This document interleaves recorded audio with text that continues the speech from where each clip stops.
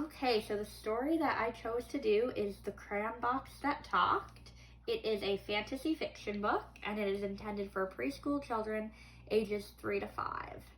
It is developmentally appropriate for these ages because it uses pictures, short, easy-to-read sentences, and vocabulary that could be easily understood by children these ages.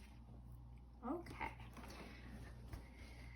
The Crayon Box That Talked by Shane DeRolf, illustrated by Michael Letzig. On the front cover here, we see a box filled with different colored crayons, and the crayons have faces. What do we think that the crayon box could be talking about? What kind of things do we think that crayons could say?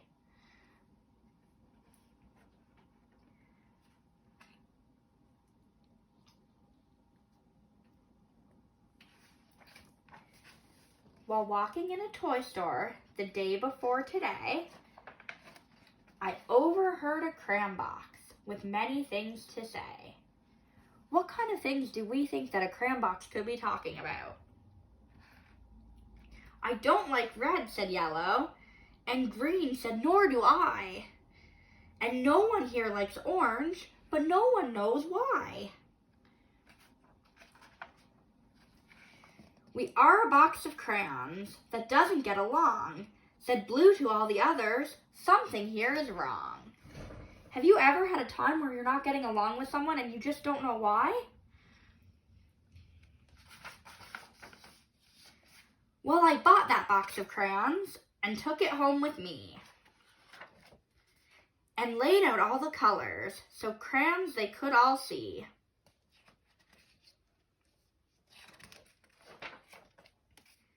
They watched me as I colored with red and blue and green, and black and white and orange, and every color in between. They watched as green became the grass, and blue became the sky. The yellow sun was shining bright on white clouds drifting by.